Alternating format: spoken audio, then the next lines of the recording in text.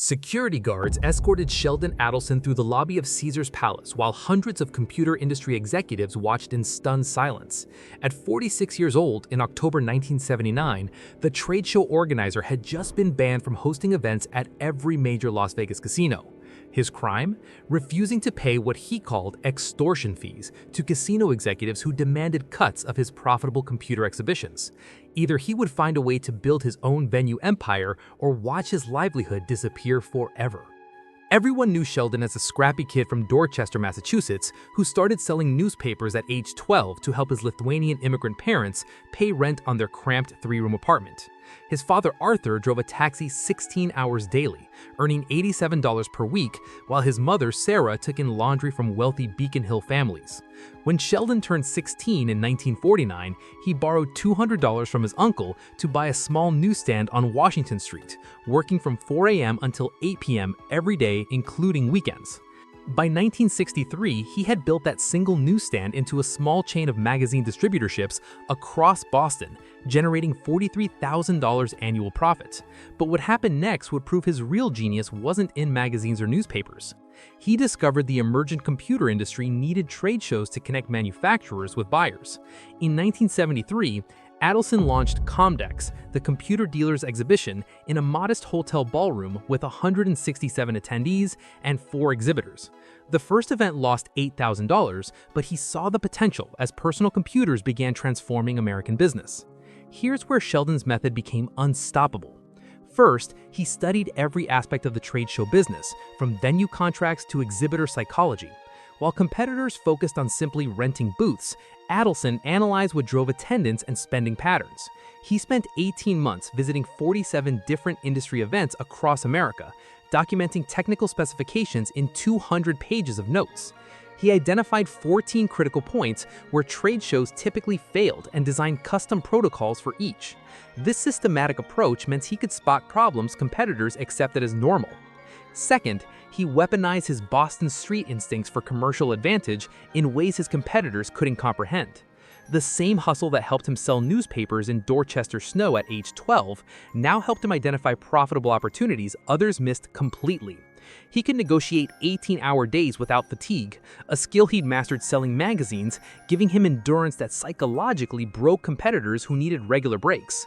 When negotiating his first major Vegas contract in 1975, Sheldon sat in silence for 4 hours straight while casino executives grew increasingly uncomfortable, eventually accepting his terms just to end the oppressive quiet.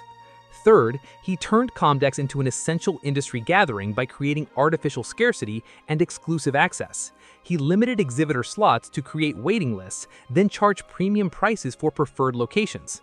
By 1978, Codec generated $2.3 million annually, with profit margins of 62%. Major computer companies like IBM and Apple competed desperately for booth space, allowing Sheldon to dictate terms that seemed impossible to industry veterans. Fourth, he accumulated capital through extreme frugality while simultaneously building relationships with every major technology executive in America.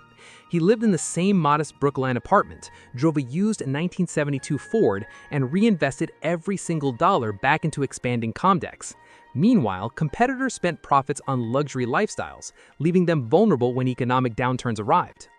Fifth, he identified Las Vegas as the perfect location for large-scale conventions, years before other organizers recognized the city's potential. Vegas offered cheap flights, abundant hotel rooms, and entertainment that kept attendees happy after exhibition hours.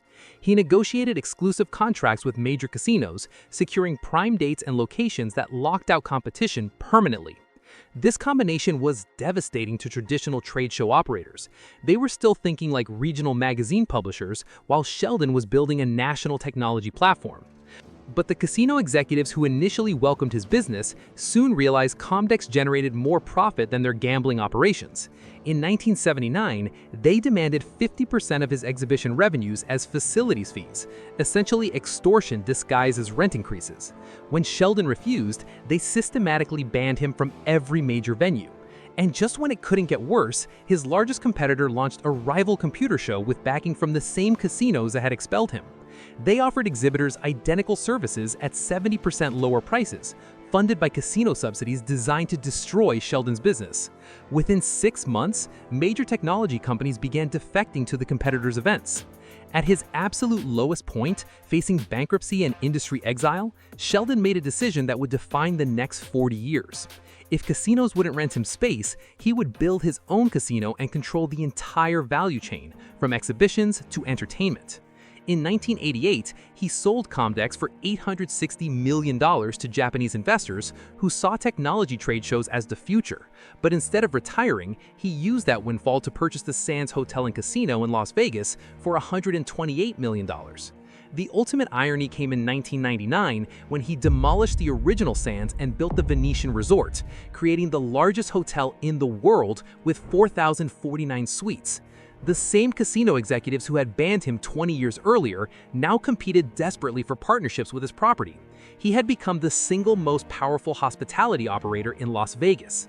In 2005, he expanded internationally, opening the Venetian Macau with a construction cost of $2.4 billion.